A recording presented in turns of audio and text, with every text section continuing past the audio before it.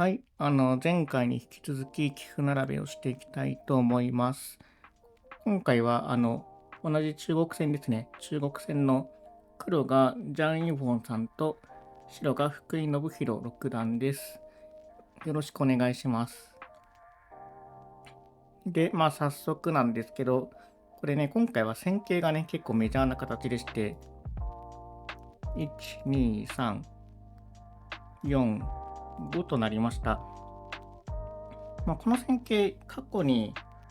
何回かは嘘かな。1回は扱ってる形ですね。で、今回はこの感性という形から出てるんですけれども、他には、桂月という形から、これでこうですね。と、また残月という形から、こうすると、合流します。こういうのをね、用語ということではないんですけれども、一応、レンジの用語で合流形という言い方をしますね。これ英語だとね、確かトランスファーとか言われるのかな、確か。ちょっとよく覚えてませんけれども、そういう形となります。で、これはね、本当に実践例が多い形でして、もう、なんだろう、その実践例をいろいろ並べていくだけで、かなりのことまで勉強できるっていうことで、ある意味では、初心者向けではないんですけど、勉強しやすい形ですね。で、昔だとよく打たれたのはこういう手なんですけど、であとはちょっと前だとこういう手が打たれたんですけれども、これらがいずれもすごく難しいながらも、厳密に対応されるとどうやら黒が勝つということで、最近だとね、白6はこの手に一本化されてます。とはいえね、これもね、いきなりじゃあ実戦で黒の人に勝ってみろって言われたら、全然勝てないぐらい難しいんですけど、一応その AI で厳密に検討すると黒が勝つということになっています。人間がやるとね、かなり大変ですけどね。で、6、7、で、8がね、一つ大事な手で、ここに打つっていうのが、この形だと大事な手ですね。例えば、これ黒5と7で、7に止められて、連を作られたから、じゃあ止めようとかね、こういう風にして止めようとかいう手をね、一見すると、思いつくかもしれないんですけれども、これは、左側のね、白6の石が全く働かなくなってしまって、黒のね、1、3、5、7っていう石がすごく攻めに働いていてですね、例えば、こういう手かな、こういう手とか、こういう手もあるのかもしれないし、こういう手もあるかもしれないし、で、右側でね、どんどん攻めていって黒が有利になるという進行になりますね。で、こういう風に、例えば、左側に白石がある、右側に黒石があるみたいな感じで、石の配置が偏った場合には、安易に相手の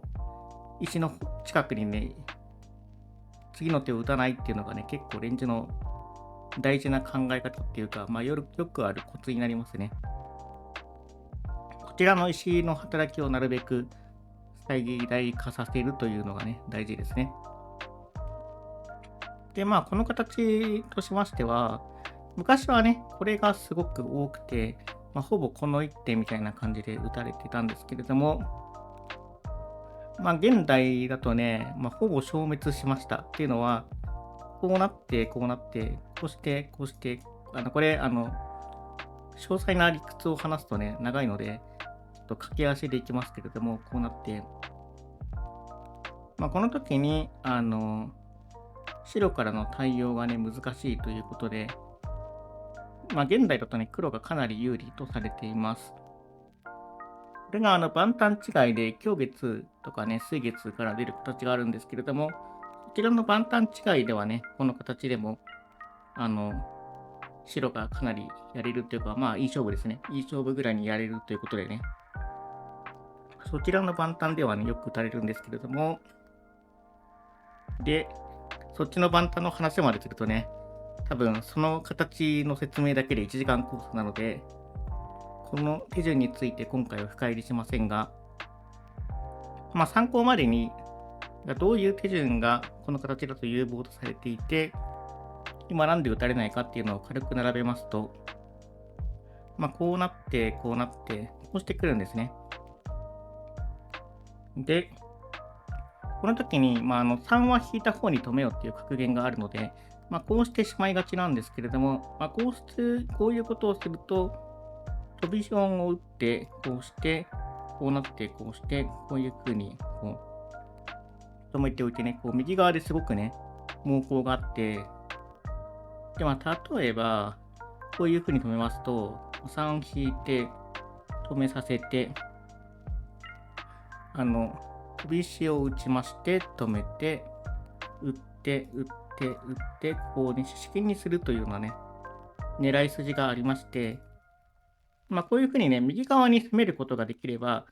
おおよそ白が成功するという風に言われてますね。あとは、例えば、この飛び石ではなく、こちらにね、単にこれを保留して単に打つっていうのも有力とされています。ちょっとね、詳しいことを忘れちゃったんですけど、でも、これは入れといた方が安全かな。これは入れといた方が安全ですね。こうしてこう。で、こうなって、こうするみたいなのが、よく見る印象がありますね。今ちょっと、力で任せなんで、間違ってるかもしれないですけど、大体こんな感じで、白がね、結構、いい感じで攻められるんですけど、なので17を変えまして、こちらに打ちますと、白は4で取って、こうするという時に、ここまではね、ほぼ固定でこうなるんですけれども、昔はこうしてたんですよね。21という風に打って、で、これはその下側の方はかなり黒が囲っていて、何事もなく先手が来れば黒がいいということで、白も反発してくるんですけど、この局面だと比較的いい勝負なのかな。今のね、現代の AI で検討するとこれでも黒がいいのかもしれないんですけど、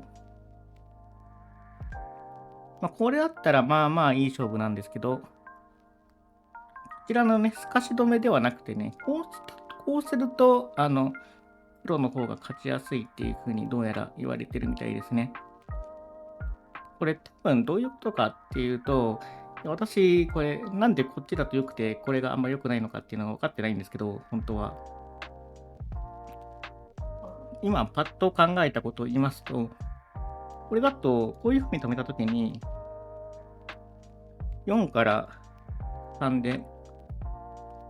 3三金になっちゃって、なかなか打ちたい受け方ができないっていうことなのかなって思いました。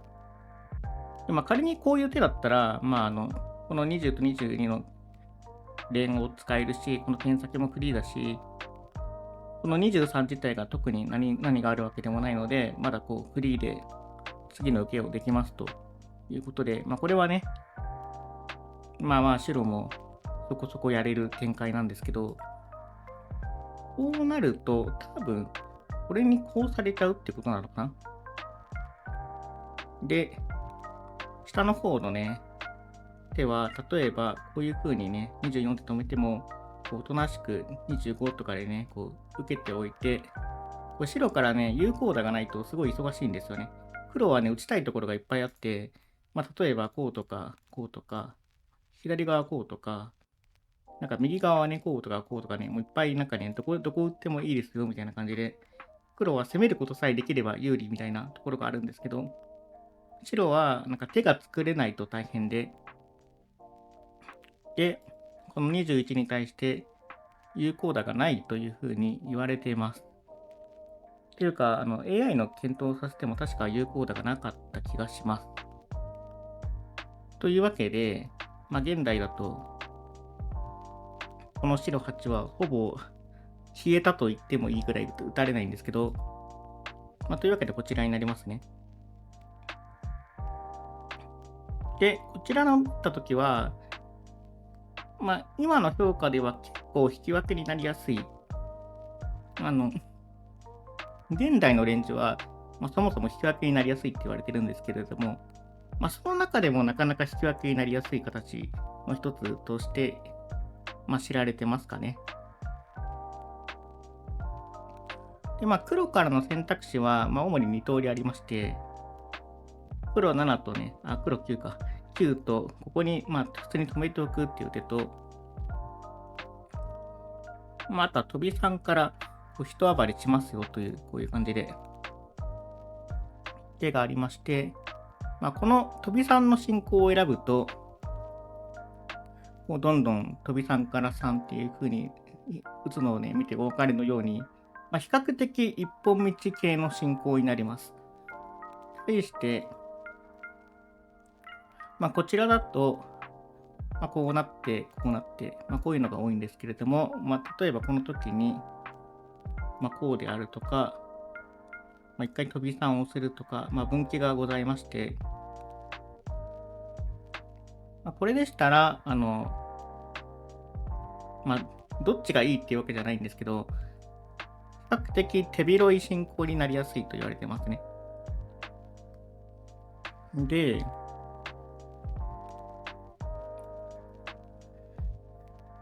本譜はこちらでした。こちらということは、比較的一本道系の進行ということになりますね。で、白16に黒17と打ちます。ここまでは非常によく見られる定石手順ですね。で、白も多分この局面だとまだ変化できない。だから一択しかないかな。それが18と打ちまして、ここでまず黒が19こちらに止めるか、19こちらに止めるかという選択肢が発生します。これは好みの次元なんですけど、この形が比較打たれ始めた時期ですと、こちらの19の方が多かったのかな。これ確かね、2年前ぐらいに、2年前だったかな、動画出してるんですけど、それが具体的にどういう進行かっていうと、こうなって、こうなって、こうなって、こうなって、こうして、ここ3三金なんで、これ受けて、3を引いて、で、このね、4打たれちゃう黒困るんで、止めて、4なので止めて、止めて、で、白もこの3三を受けとくっていうのが、すごい打たれた進行ですね。こちらの進行を、並べてる動画もあるので、詳しくはね、そちらを見ていただきたいんですけれども、で、現状の認識ですと、この局面を引き分けを打開するのが互いに難しいっていう風に言われてます。とはいえね、じゃあ誰がやっても引き分けになるのかっていうと、かなり高いレベルのプレイヤーの場合ですね。そのトップレベルのプレイヤー間においては、この局面をやると、おおよそ引き分けになるというふうに言われます。ただ、どっちが勝ちやすいかって言えば、比較的黒の方が勝ちやすいかな。っていうのは、この後ね、しばらく黒を攻め続けるので、で、それに対して、白が対応を誤ると負けてしまうので、どっちが勝つかって言われるとね、全体的にこの形一般に言えることなんですけど、引き分けにすごいなりやすいんだけど、あえて勝ちやすい方を選べって言われたら黒だと思います。で、本譜は、この19はちょっと引き分けになりそうだなと多分思ったんでしょうね。思ったということで、こちらの19を選択しました。これは、良し悪しというよりは、好みですね。で、なおかつね、最近はこっちが結構増えてきてるのかな。もう片方がね、ちょっと打開できないっていうことで、自然な選択ではありますね。で、20と、この20はね、この形であるあるの急所の場所でして、剣先と連を作ってて、月に、こうとか、こういうね、直接の価値を残してるっていうのもありますし、こちらに3を引いてなんか展開するみたいなのもね、ありますし、この20の一番の意味合いは、黒のこの手に備えてるんですね。何もない局面で黒にここに打たれると、例えばよくあるのは、こうなってこうして、こうなるっていうのがね、よくあるんですけど、で、こういうことをされると、まずこれを放置すると何が起きるかって言いますと、4して4して3みたいな、こういった手順で黒がね、勝つんですけど、この23っていうのを受けるのがすごく難しくて、例えば、こういう風に24みたいに受けますとしたときに、25って打って、これが資産あるから、止めなくちゃいけないんだけど、飛び3打って、4して資産で、はい、黒勝ちましたというのね、手順が一例としてあります。で、この詰みを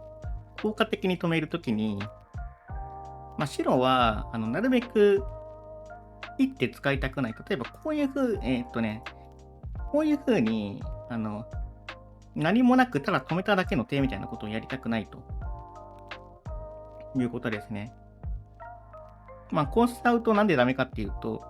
この時の黒がどこに打つかが結構自由になってしまうっていう事情があります。具体的にどこに打つかって言われるとね、ちょっと難しいんだけど、とにかくいっぱい選択肢があるってことですね。で、こうすると、後のこう打った時の、この3を止めてるっていう意味合いがすごく大きくて、この20があることによって、おとなしく平凡に、こういうところに受けとけば安全になるというのがね、大きい違いですね。ですので、こういうような20を打つのですが、本譜は21、22、23となりました。この23は私は見たことないですね。これは公式戦に限らず、練習とか研究手順とかでもあんまり見ないかな。今回ジャンさんが打ってるっていうことは、この大会のために温めてきた一つの手順なのかもしれないですし、何でも打ってるけど、一例ここでいっかということなのかもしれませんが、私がここの手順で知ってる唯一の知識は、こういう手があるんですけれども、この23っていう手を打ったときに、これが放っておくと、4して、4して3という狙いがあるんですけれども、じゃあこの試合をどうやって止めますかっていうときに、こうしないといけないというのがありまして、で、ここに受ける手以外は、全部黒が勝つというのがね、比較的、有名なのかわかんないけど、よく知られた狙いだと思いますね。なので、23には24を打つっていうのがね、結構大事な手で、それゆえちょっと、メテ的なのかなとは言われますが、でも全然ね、この局面からでも、AI 形成では互角です。で、あとは単にこうしとくとかもね、結構有力な打ち方でして、そうだな。こういう手もありますということで、本譜見ましょうか。本譜23で、これ一個一個ね、細かい分岐やってると、マジでキリがないんで、ちょっとやや足早に24となりました。これ自然な手ですね。で、次どこを打つかっていう話なんですけど、25と、いきなり決めましたね。これは25って今打たなくても、後からでも打てるので、今打つ優位性がどこにあるかっていうのはわかんないんですけれども、まあ、とりあえず手としてはあるということですね。で、26。まあ、これ仮に白がこう無視したり、例えば無視すると4から3という手があるので、まあ、それを止めないといけないということで、まあ、この盾を止めたということですね。で、27をなんかだいぶ積極的にいきますね。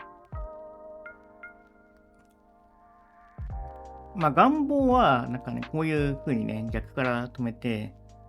よっしゃ、連2つ作ったぜとかやりたいんですけど、まあ、何にも考えてないんですけど、多分こういうのは積みますかね。せっかく、追い詰めの探索を作ってるので、軽くかけてみますか。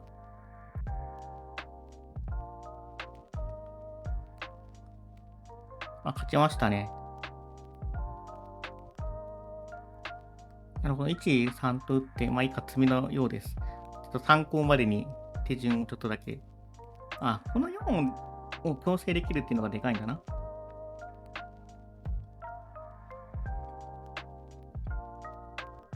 うん。おう。あ、まあ、塩入りですね。25と打って、27と打てば、ここで棒4ができるので、黒勝ちということになりますね。で、なので28と止めることはできません。まあ、28と止めます。まあ、これはね、別に28って止める手が難しいかって言われると、まあ、先ほども言いましたが、3は引いた方に止めようという格言がある通りね、一般的にはね、こちら止めるので、あんまりここで間違えるとかそういう話ではないと思います。どちらかというと、黒がこの25、27っていう手を決めたからには、何か後続のいい手があるということですかね。で、29となりました。これが、まあ、27、25入れるのとどのくらい関わってるかっていうのは、ちょっと瞬時にはわかんないけど、とりあえず手としてはある手ですね。別に27、25を保留して単に29っていう手も十分あると思います。で、30か。まあ、これ本譜の手なんですけど、で、31、そうか。これが通る感じだとちょっと30がマイナスかなっていう気はしますね。つまり相手はこの3を止める手でここに打った。こういうのを、連中では0手で打つっていう風に、表現するんですけど、自分が主体的に選ぶ手じゃなくて、相手が強制する打ち方で、あの、手を入れることを、0手で打つっていうんですけど、0手でここに打たれるのはちょっと、尺だな。で、これ自体が何かがあるかというと、塩入りではないんだな。どういうことかっていうと、一見するとこうして、こうして、こうして、資産っていう風に見えるんですけど、この4を止める。これがね、ここが4なので、まあ、白の5の方が早いよということで、瞬間的には、まあ、ちょっと怖いけど、塩ではないと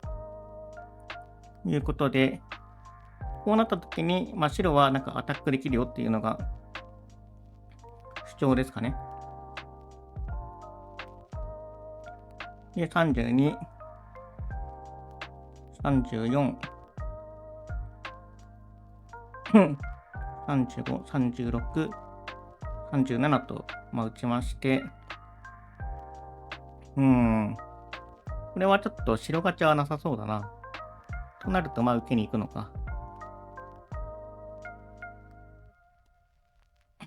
38。あ、そうですね。まあ、ここで、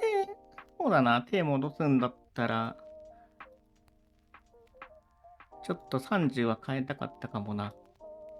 具体的にどう変えるかっていうと、ちょっと難しいんですけど、パッと打つんだったらこういう手ですかね。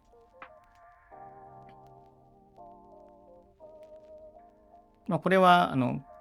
これを受けたっていうことですね。この33が、この30っていう子がないと飛び3になるんですけど、これを確実に止めておいたという手ですね。で、この右上のね、こう詰みの有無っていうのをちゃんと確認しないといけないんですけれども、じゃあ右上黒詰まないよってなったら、もうちょっと他の手が打てると。例えば、こういうふうになんかレーンを2つ作るとか、この右上がね、どのくらい強烈な黒の攻めがあるかにもよるんですけど、もうちょっと、レーンじゃないけど、空間を取ってね、止めておくとか、そういう手がね、思い当たりますかね。このあたりは、対局者がどのぐらい自信を持っているかによるので、何が一番いい手かっていうのをね、実戦で判断するのは難しいんですけど、ちょっとなんか30、そうね、なんかこれちょっと、38って謝るようだと、ちょっと白誤算があった感じがしますね。これに、こういう手はあったのか。でもこうされると、微妙い。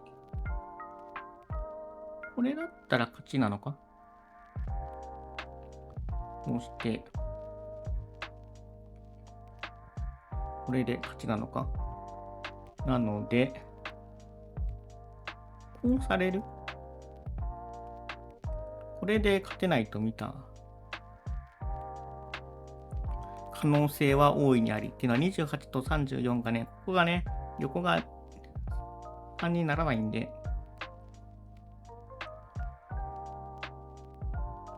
この辺でなんかわちゃわちゃして勝てるかっていうのが結構大事なんですけど、なんかなんもなさそうですね。なので、32にはこれでダメっていう判断したかな。すると、こうして、こうしとくとか、もう一つの、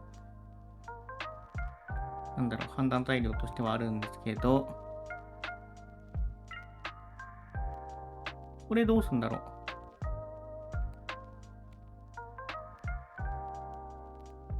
でもこれ、塩井じゃないのか。塩井じゃないのか。つまりどういうことかっていうと、手抜かれちゃうのかな。こうしたときに、こうして、こうして、こうして、こうで、これは打たないか。こうで、こうなったときに、白は、何もないと、ここで3打たれて負けちゃうんですけど、じゃあ、こうしますと。で、これ3ですって言ったときに、これ4ですってなって、これで後手引いてますって言われちゃうんですね。で、黒がこう、打たれちゃうんで、ダメですよ、ということで、なるほど。32決めて、34って打つと、後手引いちゃうんだ。そっか。じゃあそもそも32が先手じゃないのか。これの時にそもそもこれができる。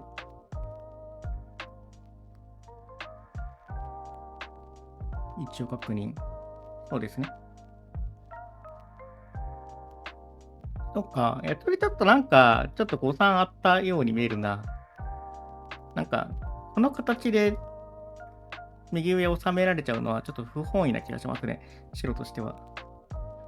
ちょっと続きましょう。38。普通に打つんだったら叩くかな。39。なるほどね。この形を嫌がったってことですね。39。私が打つならこうかな。もしくはこうしてこうとかはちょっと考えたくなりますね。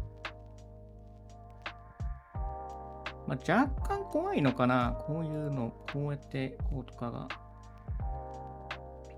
若干怖いかもしれないが、まあなんか負けはしないだろうという希望的観測で、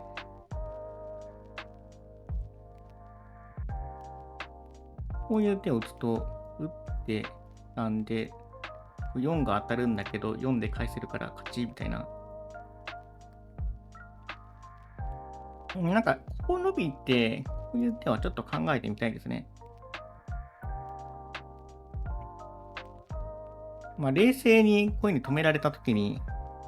何も有効打がないと、まずいのかもしれないが、まあ、こういう手を打つんですかね、この時は。まあ、今はね、私はこうやって並べながら気楽にね、あははって言いながら検討してるから、まあなんか好きなこと言えるんですけど、対局者はね、ちょっとこれで何もないかもしれないなとか考えると嫌かもしれないね。まあこのあたりはね、何が良かったのかっていうのは難しいところです。本譜は40、だからここに打ったってことは、やっぱこのライン、この43と11のね、ラインをちょっと警戒してるんですね。で、どうするかね。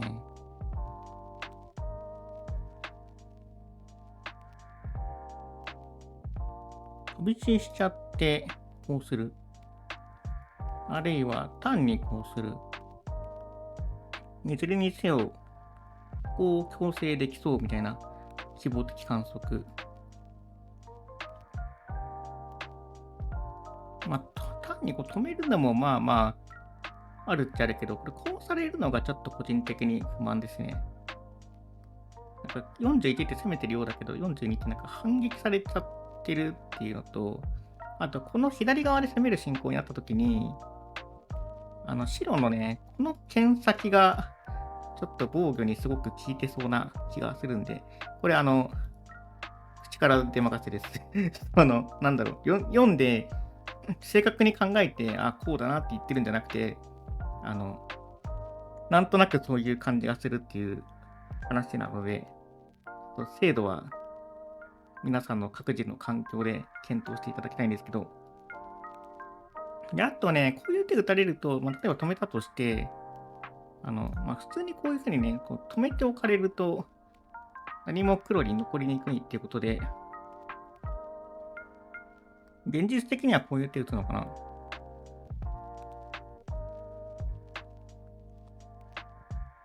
いや、これ大変だな。まあ、こういう手を打たれると切り合いですよね。まあ、一回受けられてもどうなのかっていう話はあるかな。ちょっと、落ち着かないっていうか、不安ですね。なんか、何がより不安かっていうと、こう4してこうしたときに、このね、飛び3なんですけど、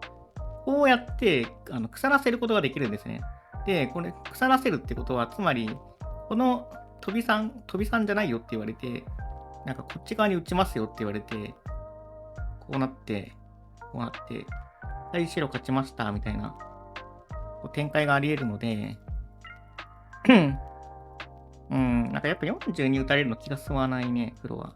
だからこう打つんだろうな。先にこう先に入れるのかっていう話は、ちゃんと考えなくちゃいけないんですけど、単にこれでね、こう打てないっていうんだったら全然、この時に右側で黒勝ちますよみたいな、例えば、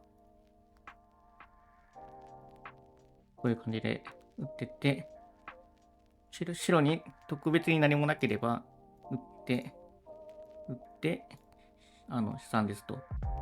いう形で勝てればいいんですけど、この辺りの読みがちゃんとできてれば、ターン41が有力に見えるが、でも、なんか白が、この場所に入って、こうなった時に、42が特別働くとも思えなくて、41に入る石の価値がすごいでかいから、うん。別に41先に決めちゃっても良さそうだな。っていうか、具体的な厳密な善悪わかんないけど、まあなんていうか、心の余裕っていうか、いい場所に絶対に入っておくって、すごく安心しますからね。これ、うん。こうかな。うん、私だったら多分こう打つ。見ますか。で、打った。こうなってますね、本譜。これどうやって受けるんでしょうね。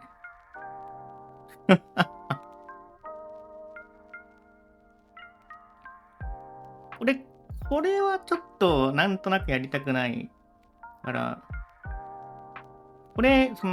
右側受けただけなんで、黒攻めたい場所左側なんで、まあでも左側特になんもないでしょって、なんか言いに行く手は、まあまああるな。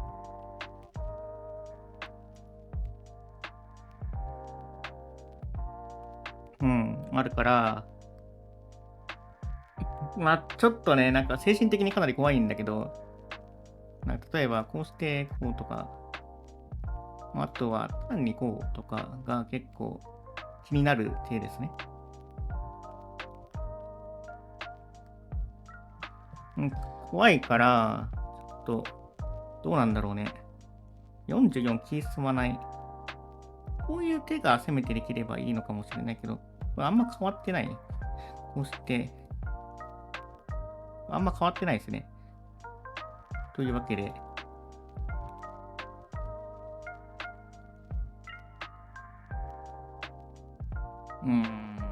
まあ、しょうがないかな。44。あね。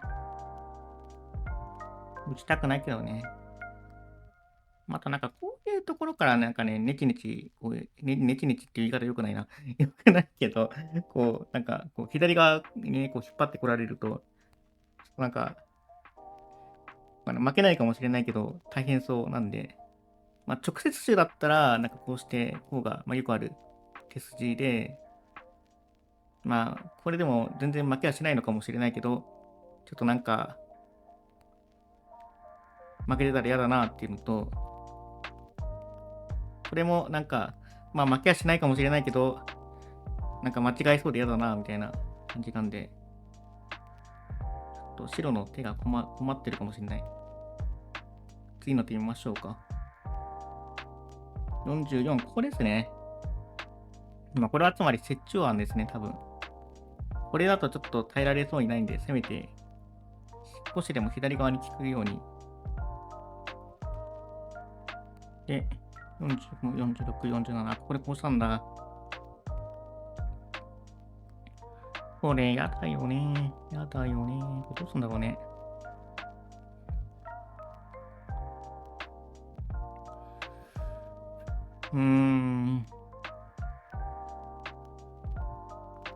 どうするんでしょうね。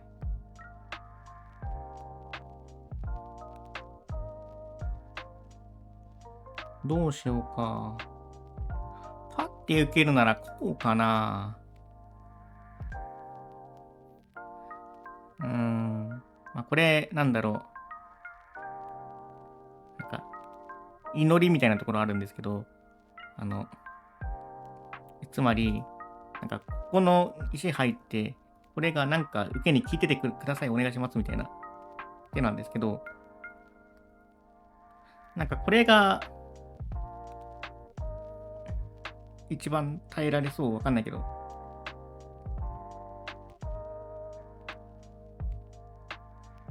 あとなんかこの48自体が連弾で、なんかの時になんか3とかで、ちょっと相手の形を割らせるんで、それでどうにかなっててくれませんかみたいな感じで、例えばこういう手にはこうして、もうこの剣先、この剣先のパワーで全力で耐えに行くみたいな方針で、いかがでしょうかみたいな。これにはまあ、こうか。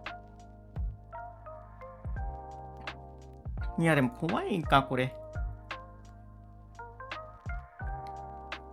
あとなんか、こうしたときに、これ右側積まないんですかっていう問題はあるね。ここでなんかこう手抜かないといけないから、こういう手とか。うん。いや、なんとかなっててくんないかな。こういうのでね。まあ、善悪はともかく、相手もね、ちょっとなんか、なんとなく嫌な感じのついてだとは思うんだけど、ちょっと厳密に打たれると、ちょっと負けてるかも。49位、ちょっと、痛い痛く見える。さすがに負けてますか、これ。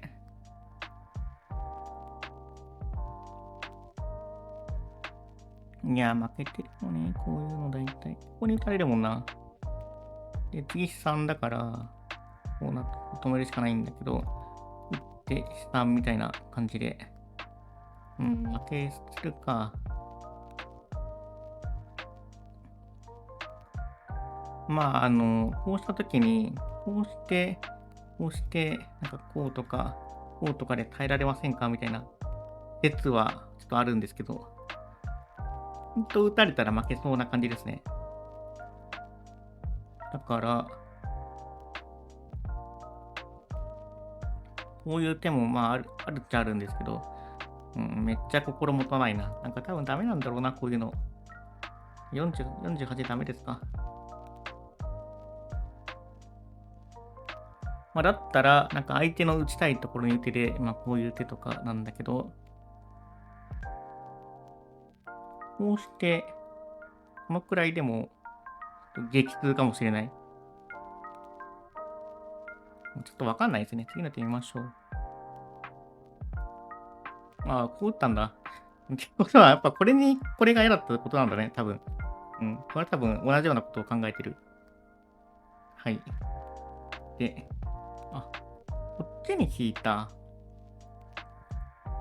これにはこうして切るってこと？あ、これにはこうして、これで耐えようってことか。なるほどね。なので、まあ、こうしますと。で、ポンプ止めてますが、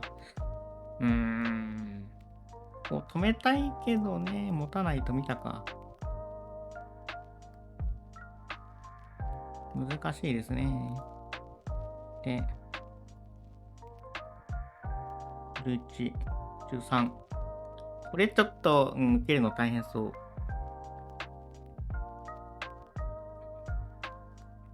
これは、大変そう。まあ、本譜こうなって、こうして、こうして、こうしましたと。で、この局面が、次に、まあ、今飛び3なんで止めなくちゃいけないんですけど、単に止めちゃうと負担がありますよ、ということで、本譜は、こうしてますね。こうして、さらにここも打って、こうすることで、ここ、資金ですよと。なおかつ、ここ、資産3で打てませんよっていうのが、まあ、白の最後の粘りですね。なんですが、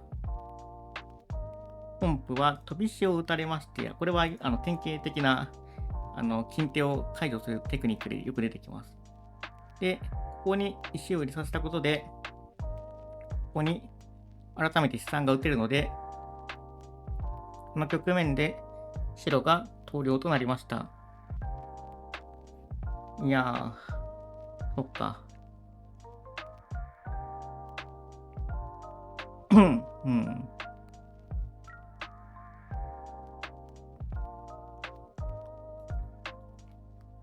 そうですね。まあ、やむなしかな。まあ、変えるとしたら、こう40で変えるか、30で変えるかと思うんですけど、まあ、30はね、多分、変え方はいっぱいあると思うんで、ちょっと40の変え方だけ AI で見ますか。えっと、ちょっと検討してくるんで、少々お待ちください。はい。ちょっと、ちゃんと検討してみたんですけど、ちょっとね、驚きました。あの、何かっていうと、まず40は、ラップパイ的には、これが最善で、まあまあ互角のようなんですけれども、ポンプでも別に全然悪くなくて、こうなって、こうなって、これで、これで、これで、これで、で、これも別に悪くなくて、先ほど体験そうだと言った、この局面が問題だったようで、ここで、こうしなきゃいけなかったようですね。いや最後に受け間違っちゃったのかなっていうところですね。まあでも、これ怖いもんな。なんかね、ここのがね、手がね、結構来そうだから怖いなっていうのがあって、多分、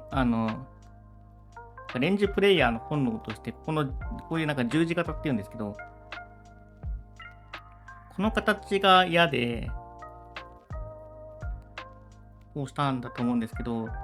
これが原因で、あの、56には打てたんだけど、詰まされちゃったということになりますね。なので、かなり最後の方まで、なんていうか、いいレンジをしていたということのようですね。いやー、こういうのあるあるなんですよね。こうやって持ち時間がなくなって、最後どうやって受けるかわかんなくなって、やっちゃうみたいな。これは、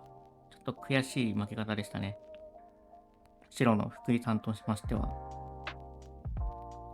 ってことは、これあれかな。30があんまり打ちたくないって言ったけど、別にこれ問題ないってことか。ちょっともう一回見てみますね。はい。なんかどうやら、かなりいい勝負だったっていうか、なんか AI 的には、なんか、ここを推奨するみたいですね。で、こうした後も、なんかこれがいいよみたいに言ってくるんですけど、ただ、ポンプのこうなって、こうなって、こうして、こうなった時の、これですね、これもすごい悪い手っていうわけではなくて、全然あるっていうことのようです。ただ39は、これ一見ね、これ人間的にはすごく急所に見えるんですけれども、こう横の連結と縦の連結をね、なくしながら剣先を作るっていうね、いかにも自然な手なんですけど、こAI はこちらを推奨してましたね。これに、例えばこうして、こうするという手を推奨してまして、これどういうことかっていうと、現状、うん、こ